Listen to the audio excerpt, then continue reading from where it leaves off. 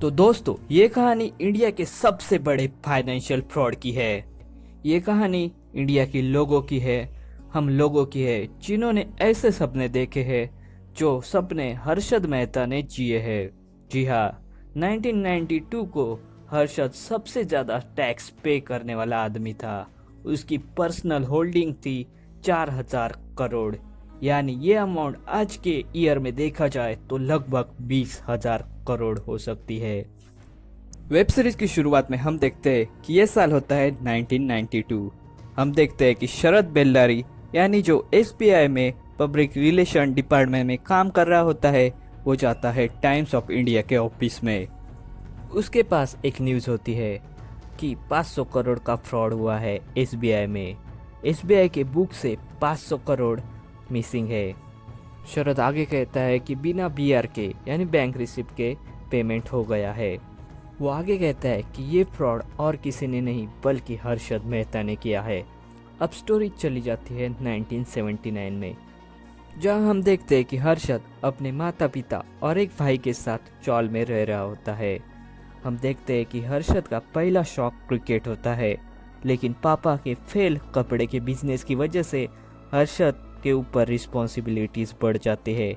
वो जो मिले वो काम करने लगता है, कभी क्लर्क की नौकरी तो कभी प्लास्टिक, सीमेंट, डायमंड जैसी चीज़ें बेचना, लेकिन पैसा कभी पूरा नहीं पड़ता है।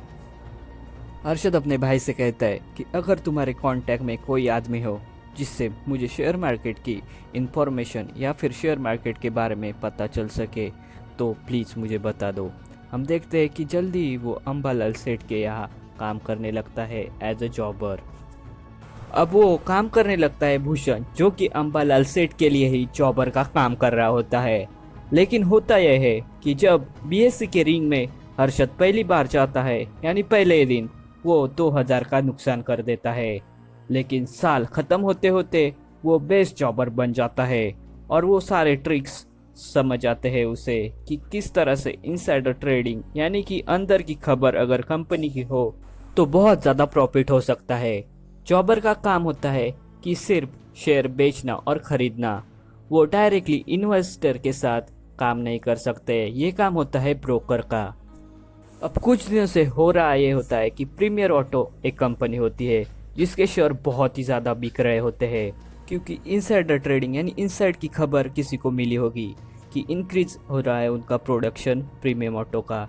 हर्षद सोचता है कि अगर ऐसी इंफॉर्मेशन मेरे पास हो तो मेरा भी फायदा हो सकता है। पहले तो प्रीमियम ऑटो में सेटिंग लगाता है जिससे उसे इंफॉर्मेशन मिलती है। अगर इंफॉर्मेशन नेगेटिव हुई तो वो शेयर कम प्राइस पर ऑफर करता है लोगों को, और जब लोगों को पता चलता है कि प्रोडक्शन होने वाला नहीं है या फिर कम होने वाला है, तब वो लोग शेयर रख कर करेंगे ही क्या, इसीलिए वो कम दाम पर बेचते हैं। वो भी हर्षद खरीद लेता है, उससे हर्षद का ही फायदा होने लगता है। और अगर उसके पास इंफॉर्मेशन पॉजिटिव है यानी इंक्रीज हो रहा है प्रोडक्शन में कंपनी के, तो वो शेयर वो बेचता ही नहीं। जब न्यूज़ आती है तब बहुत बड़े दामों में वो शेयर बेचने लगता है। स्टॉक मार्केट की छोटी छोटी चीज़ें सीखने के बाद अब खुद का ट्रेडिंग अकाउंट हर्षद शुरू कर देता है। हर्षद इतने पैसे कमा लेता है कि कुछ ही महीनों में वो चाल छोड़कर नई जगह पर रहने जाता है। उसका भाई शादी कर लेता है जो कि रुका होता है बिकॉज उनके घर में इतनी जगह नहीं होती है। हर्षद अपने भाई के साथ मिलकर एक नई चाल खेलता है। वो अलवर फार्मा नामक एक कंपनी होती है जिसके शेयर सिर्फ 5 रुपए में मिल रहे होते हैं। हर्षद रिंग में खबर फैला देता है कि जल्दी ही शेयर के प्राइस बढ़ने वाले हैं, इसलिए लोग बल्क में शेयर खरीद लेते हैं अलवर फार्मा के, और इसका प्रॉफिट लेता है हर्षद। हर्षद उन शेयर का प्रॉफिट बनाकर शेयर डंप कर देता है मार्केट में। इसी वजह से वो प्रणव शेठ का काफ़ी अच्छा दोस्त बन जाता है। प्रणव शेठ स्टॉक मार्केट में बहुत पहुंची हुई चीज़ होती है, जिनके बड़े बड़े लोगों के साथ जान पहचान होती है। इससे आगे हर्षद को इन्वेस्टमेंट मिल सकती है। प्रणव शेठ के साथ मिलकर हर्षद बहुत अच्छा काम कर रहा होता है। 1982 आते आते हर्षद एक गाड़ी भी खरीद लेता है, लेकिन मार्च 1982 को होता यह है कि शेयर मार्केट क्रैश हो जाता है, जिसमें हर्षद को 10 लाख का लॉस हो जाता है। तो दोस्तों, ये थी एपिसोड 1 की कहानी। जल्दी ही हम बाकी एपिसोड का एक्सप्लेनेशन लाने वाले हैं। So please like this video and अपने दोस्तों के साथ शेयर कीजिएगा। और हाँ, चैनल पर नए हैं तो प्लीज़ सब्सक्राइब कीजिएगा। Thank you.